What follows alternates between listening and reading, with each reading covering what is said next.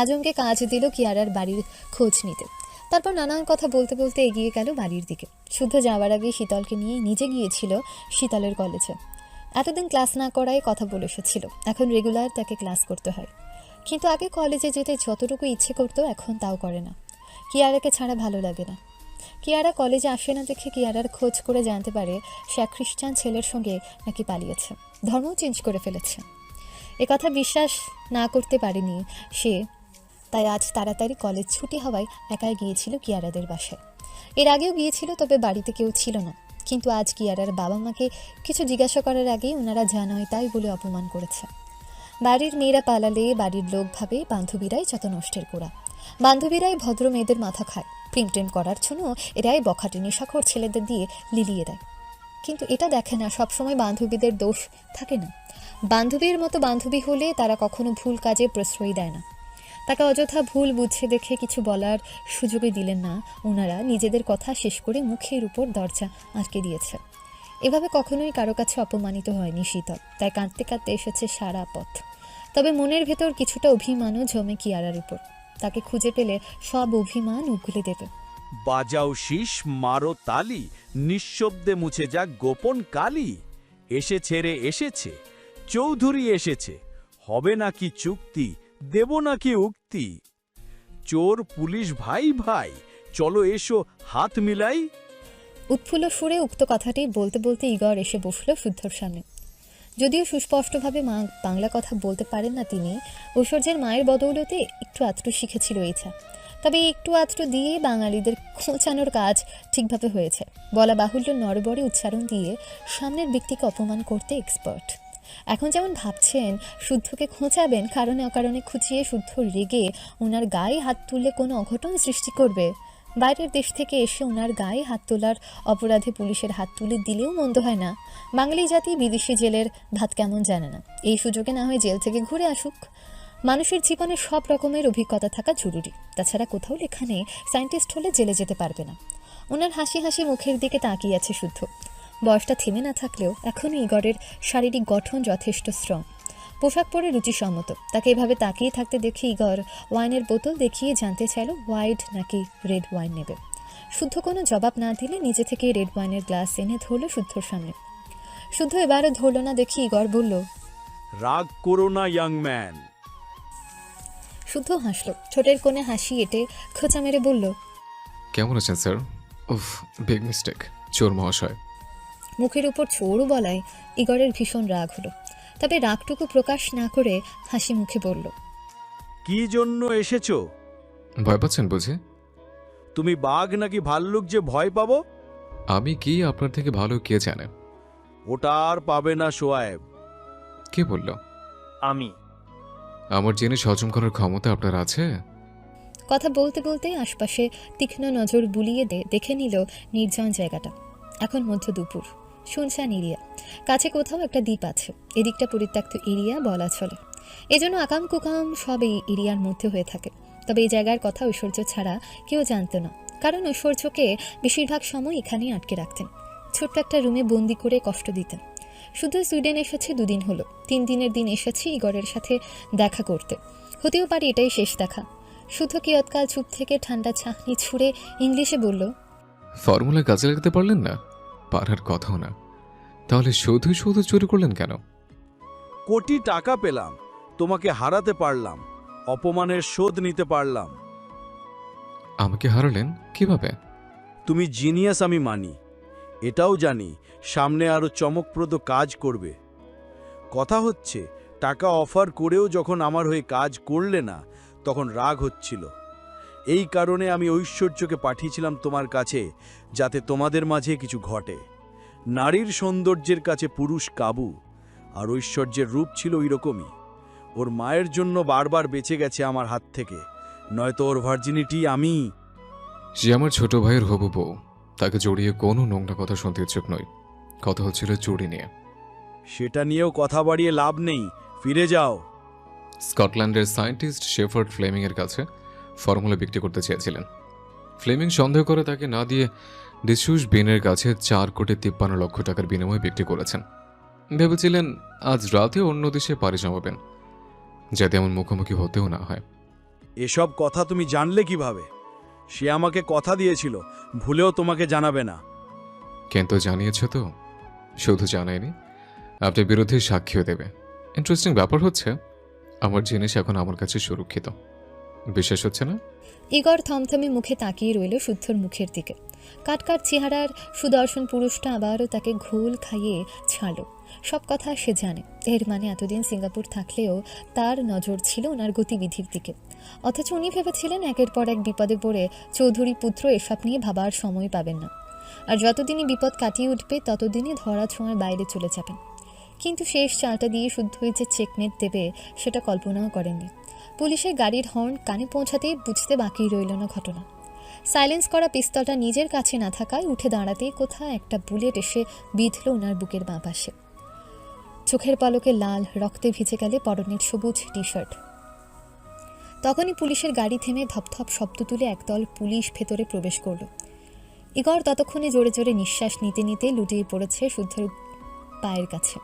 শুদ্ধ ব্যতীত এখানে আর কাউকে না দেখে পুলিশ ইগরের লাশের সঙ্গে সঙ্গে শুদ্ধকেও যেতে ইশারা করলো। শুদ্ধ যেতে যেতে পথিমধ্যে দাঁড়িয়ে পেছন ফিরে একবার তাকালো। তীক্ষ্ণ দৃষ্টি মেলে তাকিয়ে রইল জঙ্গলের দিকে, কিন্তু কাউকে নজরে না পড়লে চলে গেল পুলিশের সঙ্গে। পুলিশের গাড়ির শব্দ শোনা গেল না, না গেলে ইয়াসির বের হয়ে এলো। হেসে হাততালি দিতে দিতে বিড়বিড় করলো, তোমার বিশুদ্ধ পুরুষ সাধু নয় চড়ুই পাখি। সে নির্মমভাবে আহনাফকে মেরেছে, এমনভাবে মেরেছে চেনা মুশকিল। তার হাতে খুনের রক্ত লেগে আরও আগে থেকে লেগেছে, কিন্তু প্রমাণের ভিত্তিতে কখনো তার সামনে আসেনি। কিন্তু এবার ঘটা করে তোমার শুদ্ধের গায়ে খুনির ট্যাগ লাগবে। আমি খারাপ মাফিয়া বলে রিজেক্ট করেছিলে, এবার কি করবে সে তুলনানি? এবার মানতে পারবে খুনি স্বামীকে? ভালোবাসা ওই রকমই থাকবে তো? এ কথা বলে ইয়াসির দুই পকেটে হাত গুজে শীষ বাজাতে বাজাতে হাঁটা ধরল বিপরীত পথ ধরে। এখানকার কাজ আপাতত শেষ, কিন্তু ইয়াসির হয়তো এটা জানতো না শুদ্ধ এখানে এসেছিল প্ল্যান করে, আর পুলিশরা ছিল ফেক। প্ল্যান ছিল ইগরকে থার্ড ডিগ্রি দিয়ে আরও কিছু কথা বের করার, কিন্তু হলোই না যখন তখন আফসোস করে লাভ নেই। তাছাড়া মানুষের জন্য কষ্ট পেলেও অমানুষের জন্য শোক পালন করার প্রশ্নই আসে না। ইগরের ঘটনা জানার জন্য রুবাব কল দিল শুদ্ধকে। শুদ্ধ সেখানে একা যাওয়ায় রুবাব সায়ন চিন্তাতেই ছিল। তাদের চিন্তা দ্বিগুণ হলো যখন শুদ্ধ কল ধরছিল না। কয়েকবার কল করার পর কল রিসিভ হলে ফোনের ডিসপ্লেতে শুদ্ধর মুখটা ভেসে উঠল। শুদ্ধ সাবান নিয়ে এসেছে শুদ্ধ। তাকে দেখে রুবাব বলল, কাজ হয়েছে? হুম। পোষা? গায়েব। আলহামদুলিল্লাহ। রুবাব আলহামদুলিল্লাহ বলায় সায়ন ভ্রু জোড়া কুচকে তাকালো, বলল, ওই শালা তোর শ্বশুর মারা গেছে, আলহামদুলিল্লাহ বলিস কোন হুশে? কান্না কর, 2 মিনিট মন খারাপ করে থাক। জাতের শ্বশুর হলে কান্না করতাম, কিন্তু এইটা ছিল অজাতের শ্বশুর। অবশেষে পথের কাঁটা সরল ভেবে খুশি লাগছে। তবুও মন খারাপ কর। এই শুদ্ধ, তুইও কর। সায়নের কথা শুনে শুদ্ধ মাথা মুছতে মুছতে জবাব দিল, তোমরা শুরু করো, আমি খেয়ে শেষ শোকে জয়েন হচ্ছে। আচ্ছা। এই নিয়ে কথা বলতে বলতে শুদ্ধ অন্য প্রসঙ্গে কথা উঠালো। তার কথায় রুবাব আর সায়ন হো হো করে হেসে ফেলল। এরপর প্রসঙ্গ এলো 3 ভাইয়ের বিয়ের অনুষ্ঠান নিয়ে। বিয়ের কার্ড ছাপাতে দেওয়া হয়ে গেছে। কার্ডটা নাকি ভীষণ সুন্দর। কার্ডের ডিজাইন সিলেক্ট করেছেন সীতারা। শাহাদাত চৌধুরী আগামী মাসে ছুটিতে আসবে, তখনই শুভ কাজ সম্পূর্ণ করা হবে। অথচ এখন থেকে বাড়িতে বিয়ের তোড়জোড় লেগে গেছে। বোনেরা কে কী করবে, কে কী পড়বে সেটার প্ল্যানও ডান।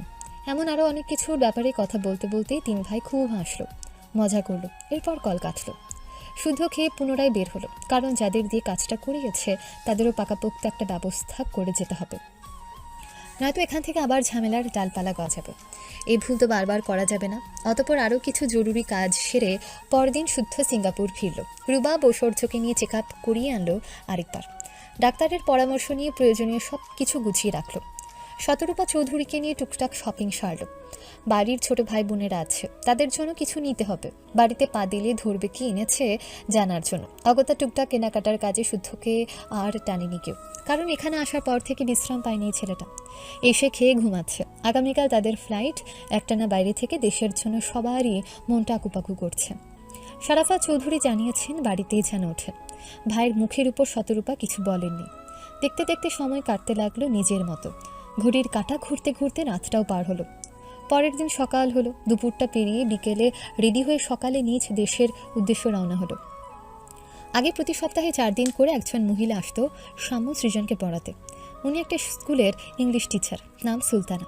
উনি নিজেও পড়াশোনার পাশাপাশি শিক্ষকতা করেন, বলা বাহুল্য ভালো পড়ানো। শামু সৃজনের সাথে বর্তমানে শীতলকে পড়াচ্ছেন। ইংলিশ সাবজেক্টটাই পড়ে শীতল। শীতলকে পড়ার চক্করে ফেলে গেছে শুদ্ধ। আগে বিকেলে কত সুন্দর ঘুরে বেড়াতো, সাইকেল চালাতো, গাছে উঠে ফল পাকড় পেরে খেত। আহা, এই দিনগুলো কত সুন্দর ছিল। আর এখন বিকেল হলে বই খাতা নিয়ে বসে পড়তে হয়। তবে আজ অনেকক্ষণ অপেক্ষা করেও ম্যাম আসছে না, তাই 3 জন মিলে শুয়ে বসে চিৎকার হয়ে গল্প করে সময় কাটালো। আজকে পড়া নেই, তাই 3 জনে খুশিতে হৈ হৈ করে বের হলো। অনেকদিন পরে শীতল গাছে উঠে পেয়ারা, তেঁতুল, আমড়া পেরে মাখামাখি করে খেলো। পুরো বাগানে কিছুক্ষণ তারা সাইকেল চালাতো। সন্ধ্যার আজানের পর তার উস্কো খুস্কো চুল দেখে সিমিন বকতে শুরু করলো। শীতল মায়ের বকা শুনে ফুলো রানী হয়ে মুখ ফুলিয়ে তেল নিয়ে বসলো সীতারার কাছে। চুলে তেল দিতে একদমই ইচ্ছে করে না, কেমন মরা মরা লাগে। সীতারা ড্রয়িং রুমে বসে যত্ন করে শীতলের লম্বা চুলে তেল দিয়ে দুপাশে দুটো বিনুনি করে দিল। তার দেখে স্বর্ণ বসলো, শখ পড়ছিল, তাকেও ধরে চুল তেল দিয়ে চুল বেঁধে দিলেন সীতারা। এরপর সন্ধ্যার নাস্তা সেরে শুদ্ধর রুমে গিয়ে বিছানায় কিছুক্ষণ গড়াগড়ি খেল। নিজের ফোন চেক করে দেখলো শুদ্ধর মেসেজ এসেছে। রুমে যেন পাই। মেসেজটা নিয়ে কিছুক্ষণ গবেষণা করে বুঝলো মহারাজ তার মানে বাড়ি ফিরেছে। তবু শিওর হওয়ার জন্য ছুটতে ছুটতে গেল সীতারার কাছে। কোনো মতে আকাশ সমান আনন্দটুকু কোনো মতে গোপন করে সিঁড়ির কাছে দাঁড়িয়ে জিজ্ঞাসা করলো, বড়মা, রুবাব ভাইয়ারা কি দেশে ফিরেছে? হ্যাঁ, কবে? আজ রাতের ফ্লাইটে। সবাই আসছে? হুম। আচ্ছা। কথা বলে শীতল সিঁড়ি থেকে সরে নিচে উঠল। ইস, এত খুশি লাগছে কেন, লজ্জাও লাগছে। মহারাজ আসছেন তাহলে। 3 সপ্তাহের নামে কতগুলো দিন সে বাড়িতে নেই, কত দিন ছুঁয়ে দেখেনি। দেশের বাইরে গিয়ে যেন ভুলেই বসেছে তারও একটা বউ আছে। বউটা তাকে খুব মিস করে। ঘুমের ঘরে বিছানা হাতড়ে না পেলে ফুপিয়ে কাঁদে। তার বেলায় লবডঙ্কা, অথচ নিজের বেলা 16 আনা বুঝে নিতে ওস্তাদ। নয়তো কি ফেরার আগে ঠিকই হুমকি দিয়ে রেখেছে, রুমে যেন পাই। বললেই হবে নাকি? এসব নানান কথা ভাবতে ভাবতে লাজুক হাসল। গাল দুটো লাল হয়ে উঠল একরাশ লজ্জে। প্রবাসীর বউদের আনন্দটুকু আজ উপলব্ধি করতে পারছে। এই আনন্দটুকু যেন ঈদের সামিল। এসব ভেবে লাজুক হেসে 2 হাতে মুখ ঢাকতে যাবে, তখন দেখে স্বর্ণ রুমের দরজায় দাঁড়িয়ে আছে। তাকে দেখে হাসি চড়া হলো শীতলের। দ্রুত গিয়ে স্বর্ণকে বলল, আপু, রুবাব ভাই আসছে। বোনের মুখ দেখে বহু কষ্টে হাসি আটকালো স্বর্ণ। জবাব দিল, সঙ্গে শুদ্ধ ভাইয়াও। শীতল হঠাৎ মুখটা থমথমে করে অন্যদিকে তাকিয়ে বলল, কারো খোঁজ নিতে আমার বইয়ে গেছে। কথা বলে শীতল নিজের রুমে ঢুকে গেল। আর তাকে যেতে দেখে স্বর্ণ হেসে ফেলল। যার আগমনে তার চঞ্চলতা বেড়ে গেছে, লজ্জা পাচ্ছে, ঠোঁটে মিটিমিটি হাসি ভেসে উঠছে। তার খোঁজ নিতে নাকি বয়ে গেছে, ভাবা যায়। আপনাকে আমি স্বামী হিসেবে মানি না, ছুবেন না আমায়। আপনার ছোঁয়া লাগলে গা গুলিয়ে আসে আমার, ঘৃণা হয়। আপনি আস্ত একটা জানোয়ার। চিৎকার করে বলা কিয়ারার কথা শুনে বুড়াকের মধ্যে কোনো ভাবান্তর দেখা দিল না। কনিষ্ঠ আঙুল দিয়ে কান ঘুচিয়ে নিল। হাতের জ্বলন্ত সিগারেটে কয়েকটা টান মেরে অ্যাশট্রে ঘষে নিল। তারপর চট করে উঠে গায়ের শার্ট খুলে ছুঁড়ে মারল রুমের এক কোণে। প্যান্টের বেল্টটাও ছুঁড়ল আরেক দিকে। তার মনোভাব বুঝে কিয়ারা পালাতে গেলে বুড়াক তাকে ধরে ফেলল। ফিটেল হেসে কানে কানে বলল, লুকোচুরি পরে খেলবো ডার্লিং, আগে আদর আদর খেলার পর্বটা শেষ করি। আমরা হলাম ভিলেনের জাত, জোর করা ছিনিয়ে নেওয়াই হচ্ছে আমাদের ধর্ম। ভালো মানুষই আমাদের রক্তেও নেই। আমার ছোঁয়াতে গা গোলালে বমি করো, কোনো সমস্যা নেই। সত্যি বলতে তোমার বমির কারণ হতে পেরে আমার বরং ভালোই লাগবে। যেতে দিন না আমায়, কেন করছেন এমন? ভালো লাগে তাই। আমি তো আপনাকে চিনতামও না। তবে আমি চিনতাম। শীতলের কাছের মানুষের সন্ধান করতে গিয়ে তোমায় পেয়েছি। কবল যখন বলেছ এভাবেই নিজেকে মানিয়ে নাও। পারলে কনসেপ্ট করো, বাবা ডাক শোনাও, নিজের সংসার সাজাও, তবে মুক্তি পাবে না। কথা বলে কিয়ারাকে ধাক্কা দিয়ে বিছানায় ছুঁড়ে পুরুষালী শক্ত দেহের ভার ছেড়ে দিল বুড়াক। ধীরে ধীরে গাঢ় থেকে গাঢ়তর হলো স্পর্শ। অসহায় কিয়ারা শব্দ করে কাঁদতে লাগলো। মনের মিল না থাকলে বরের ছোঁয়াও বোধহয় বিষের মতো লাগে, ঘৃণা হয়। বুড়াক যখন তার পোশাক খুলতে ব্যস্ত, তখন নিজেকে বাঁচাতে কিল, ঘুষি, খামচি, আঁচড় কেটে নিজের বাঁচানোর আপ্রাণ চেষ্টা চালালো। করুণ সুরে বারবার ডাকলো তার প্রিয় বাবাকে, ডাকলো মমতাময়ী মাকে। অশ্রুভেজা চোখেও ভাসল মন কুঠুরিতে লুকিয়ে রাখা প্রিয় পুরুষের মুখ। দুর্ভাগ্যবশত কেউ শুনল না বিধায় বাঁচাতেও এলো না। প্রতিবারের মতন এবারও ছাড়া পেল না সে। মনের দখল না পেলেও জোরপূর্বক শরীরের দখল ঠিকই আদায় করে নিল। পুরুষত্বের জোর দেখিয়ে নিজের কাজ সেরে পাশে শুয়ে পড়ল বুরাক। ক্লান্ত দেহে ঘুমিয়েও পড়ল কিছুক্ষণের মধ্যে। কিয়ারা নীরবে চোখের জল ফেলতে ফেলতে কষতে লাগলো নিজের হিসাব। তবে আজ সে মানতে বাধ্য, যারা সুইসাইড করে তারা সত্যিই সাহসী। নয়তো কিভাবে সুইসাইড করতে পারে তারা? সে তো পারে না, সে তো ভীতু। কতবার মরতে গিয়েও পারেনি, অথচ এভাবে বন্দিনী জীবনে বাঁচতেও তার ভয়, আবার মরতেও।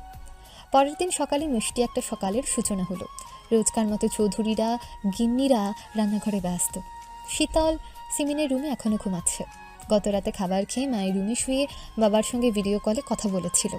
সেখানে শুয়ে ফোন টিপতে টিপতে কখন ঘুমিয়ে পড়েছে। ঘুম ভেঙেছে ফজরের আজানের অনেক পর। তখনই উঠে নিজের রুমে ফ্রেশ হয়ে একবার শুদ্ধর রুমে উকি মেরে দেখে শুদ্ধ রুমে নাই, বিছানা ফাঁকা। তার মানে হাঁটতে বেরিয়েছে, তার দেখা পেতে নিচে থাকতে হবে। ফাঁকা রুমে একা পেলে তাকে পানিশমেন্ট দিবেই দিবে। কথা ভেবে সে ধীরে সুস্থে নিচে নামলো। বাগানে কিছুক্ষণ হাঁটলো, তবুও শুদ্ধ আসছে না। দেখে রান্নাঘরে গেল। মা চাচিদের ব্যস্ত হাতে কাজ করে দেখে পুনরায় ড্রয়িং রুমের দিকে যেতেই শুদ্ধর মুখোমুখি হলো। চোখাচোখিও হলো। শুদ্ধ রান্নাঘরে মা চাচিদের দেখে পাশ কাটিয়ে যেতে যেতেই নিচু স্বরে বলল, রুমে আসেন মিসেস সোয়াইব, এক্ষুনি। হঠাৎ তাকে আপনি সম্বোধন করায় চোখ বড় বড় করে তাকালো শীতল। এত সম্মান হজম হলো না। তাই শুদ্ধর দেখা দেখি সেও ফিসফিস করে বলল, কেন? শুদ্ধ ফিচেল হেসে বলল, মিষ্টি খেতে। এ কথা শুনে ঘটনা বুঝতে বাকি রইল না তার। তবে সকালবেলা শুদ্ধকে জ্বালানোর সুযোগ হাতছাড়া করল না সে। মুহূর্তেই শয়তানি বুদ্ধি খেলে গেল তার মাথায়। শুদ্ধর পেছন পেছন সিঁড়ি অবধি গিয়ে লাজুক মুখে বলল, স্বামী বলছিল যে বিয়ে হয়েছে, অনেক দিনই তো হলো, বাপের বাড়ি যাওয়া হয়নি, মনটাও খুব একটা ভালো নেই। যদি 5 কেজি কিনে দিতেন ঘুরে আসতাম। কদিন ধরে পিঠে মার পড়ে না, তাই না? রুমে চলো মিষ্টি নিতে। সায়েন্টিস্টকে বিয়ে করেছি, তার এত এত টাকা, মিষ্টি ছাড়া বাপের বাড়ি গেলে কেমন দেখায় না? আপনি বরং মিষ্টিটা এখানে দিয়ে দেন। তার শয়তানি মতিগতি বুঝে শুদ্ধ এবার প্রচণ্ড বিরক্ত হলো। রাতে ফিরে শীতলকে রুমে না পেয়ে রেগে আছে যদিও। এখন আবার সকাল সকাল জ্বালাতে শুরু করেছে। তবে রান্নাঘরের মা চাচিদেরকে দেখে কিছু বলতে পারছে না। তবুও ধমকে বলল, সকালবেলা পড়তে বসে যায় না? এখানে কি, যা পড়তে বস। সিঁড়ির কাছে ওদের ঝগড়া করতে দেখে সীতারা খেয়াল করলেন। তিনি সিদ্ধ ডিমের খোসা ছাড়াতে ছাড়াতে বললেন, কি রে শুদ্ধ, সকালবেলা ধমকাচ্ছিস কেন মেয়েটাকে? পালানোর পথ পেয়ে শীতল সীতারার কাছে গিয়ে মলিন মুখে বলল, বড় মা, তোমার ছেলেকে মিষ্টি কিনে দিতে বলো। সকালবেলা মিষ্টি কি করবি?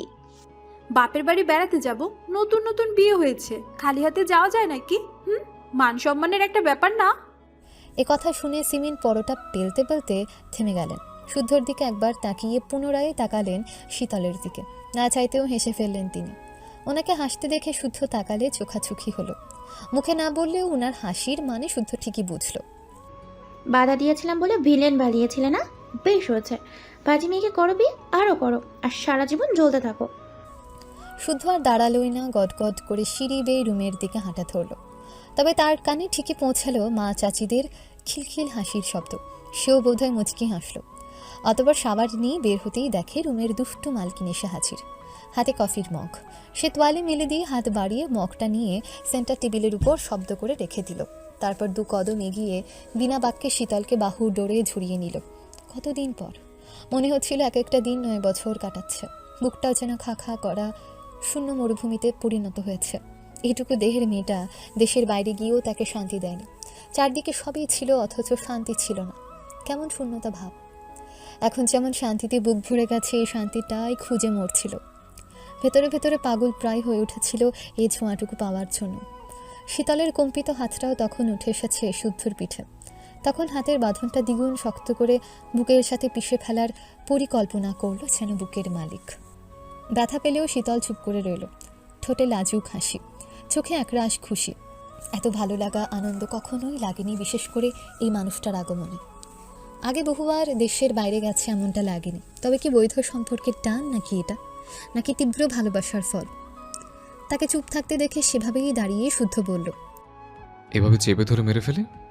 আপনার বুকে মাথা রেখে যদি মরতে পারি তবে আমার মরণ সই। মুখস্থ করে এসছিস? কি? প্রেম মাখানো রসালো উক্তি চুক্তি? ওসব আগে মুখস্থ করা লাগতো, এখন আর লাগবে না। কেন লাগে না? শীতল জবাব দিল না, তবে সেও হাতের বাঁধন শক্ত করল। শক্ত বাঁধনেই কিছু বোঝাতে চাইল। শুদ্ধ ঠোঁটের কোণে মৃদু হাসি, বুকে শান্তি, মনে অন্যরকম তৃপ্তি। এ হাসি যে প্রাপ্তির হাসি তা বলার অপেক্ষা রাখে না। যে মেয়েটা একদিন বোকামি করে ভালোবাসা শিখতে চেয়েছিল, তাকে ভালোবাসা ছিনানোর আবদার করেছিল, আজ সেই নিগুড় ভালোবাসায় আক্রান্ত রোগী। যে প্রতিশোধ নিতে তার দেহে রন্ধ্রে রন্ধ্রে তীব্র প্রেমের জীবাণু ছড়িয়ে দিতে চেয়েছিল, আজ তার দেহে একই প্রেমের জীবাণুর বসবাস। চঞ্চল অধৈর্য মেয়েটা তাকে সহ্য করতে পারত না, আজই যেন তাকে চোখে হারায়। যেই চাইতো না সে কখনো বাড়ি আসুক, সময়ের জাদু বলে আজ সেই তার অনুপস্থিতিতে কাঁদে। অপেক্ষা করে সে কখন বাড়ি ফিরবে, কাছে টানবে, বুকে জড়াবে, নরম স্পর্শে ছুঁয়ে দেবে, ছুঁয়ে দিলে আবার লজ্জায় নুয়ে পড়বে। কিছুদিন আগে বোকা বোকা কথা বলা মেয়েটা তার জন্যই ইয়াসিরের মতো লোকের কাছে বুদ্ধি খাটিয়ে নিজেকে সেভ করার চেষ্টা করেছিল। বিপদে পড়ে ব্যাকুল সুরে বিশুদ্ধ পুরুষকেই মনে প্রাণে পাশে চেয়েছিল, তার বুকে ঠাঁই চেয়েছিল, বুকের ভেতরে লুকিয়ে থাকতে চেয়েছিল। এমনকি তাকে বাঁচাতে ভীতু মেয়েটা দুঃসাহসিকভাবে নিজেও গুলির সামনে দাঁড়িয়েছিল, আহত হয়েছিল। হসপিটালের বেডে শুয়ে অন্যের পুরুষের স্পর্শ মুছতে নিজে সম্পর্কের বৈধতা চেয়েছিল, তাও কেঁদে কেঁদে ব্যাকুল সুরে জোর খাটিয়ে। অথচ এই মেয়ে রুবাব আর সায়নের কথায় মিথ্যে ভালোবাসার দাবি নিয়ে তার নামের কলঙ্ক মাখতে এসেছিল। কাপা কাপা গলায় বলেছিল, শুদ্ধ ভাই, আমি যদি আপনার নামে দুই একটা কলঙ্ক মাখি, আপনি কি খুব রাগ করবেন? নিঃসন্দেহে চমৎকার আবদার, কিন্তু ভালোবাসার কলঙ্ক মাখা কি এতই সহজ? সেদিন ভীষণ রাগ হয়েছিল, তবে সঠিক সময়ে তার ব্যাঙাচ্ছি যে তাকে সবার সামনে চেয়ে নিয়েছে, দখল করে নিয়েছে, জোর খাটিয়ে অধিকার দেখিয়ে বুঝিয়ে দিয়েছে সেও পারে। এখন যে তার বুকের বাঁ পাশে মাথা রেখে চুপটি করে দাঁড়িয়ে আছে, মুখখানা এমন যে সে কিচ্ছুটি জানে না, অথচ বাইরের দেশে গিয়ে একদণ্ড শান্তি দেয়নি। বুকের মধ্যে গেড়ে বসে খোঁচা দিয়েছিল, কখন এভাবে বুকে টেনে পারবে এই আশায় ভেতরে ভেতরে অস্থির হয়ে যাচ্ছিল। এসব ভেবে শুদ্ধ একবার তাকালো শীতলের দিকে। শীতল চোখ ঝোড়া বন্ধ করে কি ভাবছে কে জানে, তবে মুখে অদ্ভুত এক শান্তির ছাপ, ঠোঁটে খেলেছে মিষ্টি হাসি। তাকে হাসতে দেখে শুদ্ধ তার মাথায় থুতনি ঠেকিয়ে আদুরে সুরে বলল, রাতে রুমে থাকতে বলেছিলাম না? তাহলে পেলাম না কেন? ডিনার সেরে রুমে আসার সময় আম্মু ডেকেছিল, গিয়ে দেখি আম্মু বাবার সঙ্গে ভিডিও কলে কথা বলছে। আমিও বাবার সাথে কিছুক্ষণ কথা বলে শুয়ে গেম খেলতে খেলতে ঘুমিয়ে পড়েছিলাম। জেগেছি ফজরের আজানের অনেক পরে। তখন আসা হলো না কেন? এসেছিলাম, পাইনি, ততক্ষণে জগিংয়ে বেরিয়ে পড়েছিলেন। পুণ্যের কাজ করেছেন, আমাকে জায়গায় রেখে বেয়াদবের মতো ঠিকই ঘুমিয়েছিস, কিন্তু আমার এক ফোঁটা ঘুম হয়নি। এখন চলুন, আপনাকে নিয়ে ঘুমাবো। এ কথা বলে শীতল নিজেকে ছাড়িয়ে এক লাফে 2 পা পিছিয়ে বলল, নাস্তা তাহলে রুমে আনি, খেয়ে ঘুমান, একটু পরে আমরা বের হব, আপনি উঠতে উঠতে ফিরে আসবো। ফিরে আসবো মানে? কোথায় যাবে? পার্লারে। কয়দিন পরেই তো অনুষ্ঠান, তাই না? একটু ফেসিয়াল করব, চুল কাটবো, পেডিকিউর ম্যানিকিউর করব। ফেসিয়াল না করলে তো মেকআপ বসবে না ঠিকঠাক মতো। গেই দেখেন, আমি আপনার পেটের উপর ইচ্ছে মতো চেলাকাট ভাঙবো। মেকআপই করতে দেবো না, হাসতে আবার ফেসিয়াল টেসিয়ালের গীত নিয়ে। মানে কি? তাহলে কি আমি সাজবো না? বিবাহিত মেয়ের এত সাজগোজ কিসে?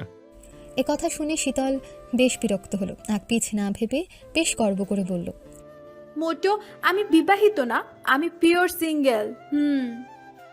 ও আচ্ছা, আমার ল্যাবে সিসি ক্যামেরা আছে জানেন? এক রাতের কিছু মিছুর ফুটেজ আছে কিনা আসুন দুজন মিলে একসাথে চেক করে দেখি। শীতলের মুখটা ফাঁটা বেলুনের মতো একেবারে চুপসে গেল। একরাশ লজ্জা পেল, তবে সেটা প্রকাশ না করে খুটখাট করে এটা ওটা নাড়তে লাগলো। ঘুরে ঘুরে দেখতে লাগলো হাতের কাছে থাকা জিনিসপত্র। শীতল মুখ ভেঙচি দিল, বারণ শুনলে তো সে বড় মাকে পড়িয়ে ঠিক ম্যানেজ করে ফেলবে, তাই তর্কে না গিয়ে জানলার পর্দা সরাতে সরাতে বলল, আমার কিছু মিছু চাই। শুদ্ধ গ্লাসে পানি ঢালতে ঢালতে তাকালো একবার। অনুষ্ঠানের অজুহাতে আজ থেকে তার পকেট ফাঁকা করার যত রকমের ধান্দাবাজি করা যায় করবেই মেয়ে। কোনো জবাব না পেয়ে শীতল ড্রেসিং টেবিলের উপরে থাকা টুকটাক জিনিসপত্র গুছাতে গুছাতে বলল, শুদ্ধ ভাই শুনুন না। মুখ দিয়ে কথাটা বলতে দেরি, তড়িৎ শীতলকে ঘুরিয়ে ঠোঁট আঁকড়ে ধরে কামড় বসাতে দেরি হলো না শুদ্ধর। শক্ত এক কামড় বসিয়ে ছেড়ে দিয়ে বলল, বুঝিনি, কি বললি জানো? ভাই না কে যেন একটা? এই ওয়েট ওয়েট, কে তোর ভাই? শীতল হতভম্ব, ঠোঁটে তীব্র ব্যথা অনুভূত হতেই ঠোঁট চেপে ধরে বিস্ময় নিয়ে তাকিয়ে রইল। চোখ ছলছল করছে, ঠোঁটটা বুঝি কেটেই ফেলেছে অসভ্য পাজি পুরুষটা। শুধু এবার তাকে আরেকটু কাছে টেনে কোমর জড়িয়ে ধরে কাঁইদা করে ভ্রু জোড়া নাচিয়ে বলল, মিসেস, এবার বলুন দেখি আমি আপনার কে? এখনো ভাই হই? সেদিন বললাম না ভাই না রাখতে? আমাদের সম্পর্কের বদল ঘটেছে। আমার কদিন অনুপস্থিতিতে ভুলে গেছেন? কাছে আসুন দেখি, আবার মনে করে দিই। কথা বলে তাকে কাছে টেনে বিছানায় ছুঁড়ে ফেলে গলায় মুখ ডুবাবেই শীতল ছটফটিয়ে উঠল। শুদ্ধকে সরানোর বৃথা চেষ্টা করতে করতে শ্যামতামতা করে বলল, ইচ্ছে করে বলি না তো, পুরনো অভ্যাস মুখ ফুসকে বেরিয়ে যায়।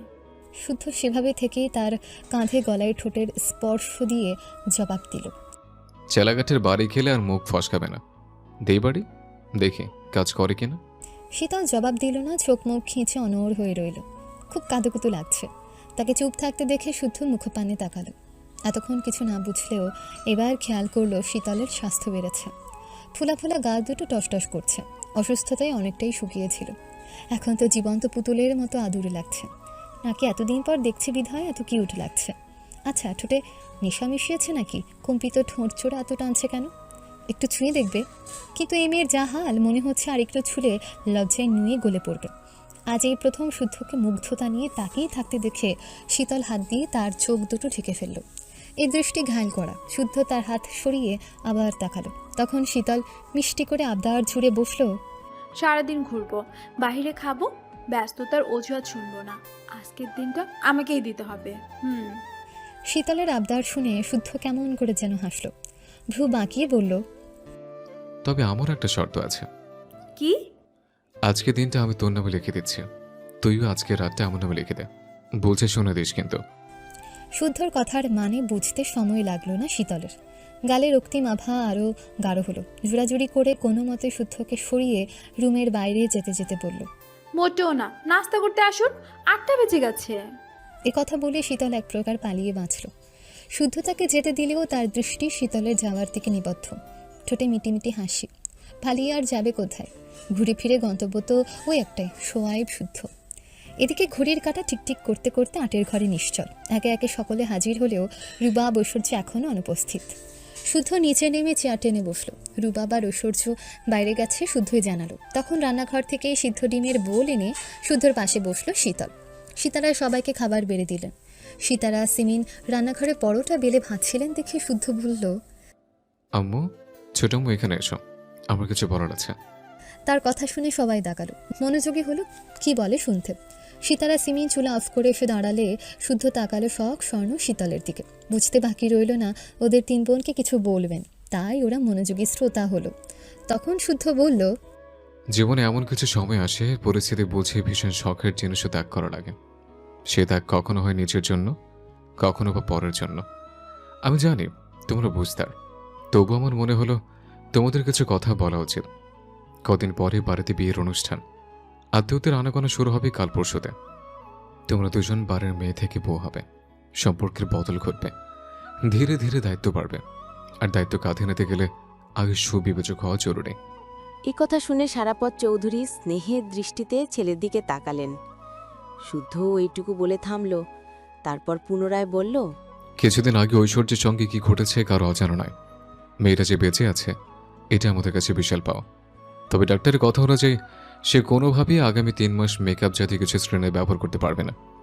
এতে স্ক্রিনের নানান জটিলতা বাড়বে, ইনফেকশনও দেখা দিতে পারে। বিয়ে হচ্ছে বলেই রিস্ক নেওয়া যাবে না, নেওয়ার প্রশ্ন আসে না, কারণ সাজগোজের থেকে একটা জীবনের মূল্য অনেক বেশি। মোদ্দা কথা, বাড়ির 3 ছেলের বিয়ে একসাথে, 2 বউ সাজবে, আরেকজন সাজবে না। অথচ সে পাশাপাশি বসে থাকবে, সব রিচুয়াল একসাথে পালন করবে। তখন তার সাদামাটা লোকের ব্যাপারটা দৃষ্টিকটু দেখাবে। রিলেটিভরা প্রশ্ন তুলতে পারে। ঐশ্বর্য যথেষ্ট ম্যাচিওর, তবে তার মানসিক অবস্থা আগের মতো স্টেবল নেই। তো আমি চাই তোমরাও কোনো প্রকার মেকআপ ছাড়া বউ সাজো। মেকআপ ছাড়া কি বউ সাজা যায় না? স্নিগ্ধ কোনো সাজে বিয়ে করা যায় না? বিয়ে তো পবিত্র বন্ধন। মেকআপ আর ভরি ভরি স্বর্ণ দিয়ে সাজলে বিয়ের পূর্ণতা পায় তা কিন্তু নয়। আজকাল সবাই ট্রেন্ডে গা ভাসায়, আমরা অন্য কিছু করি, অন্য কিছু ভাবি। সবাই যা করবে আমাদেরকে কেন সেটা করতে হবে?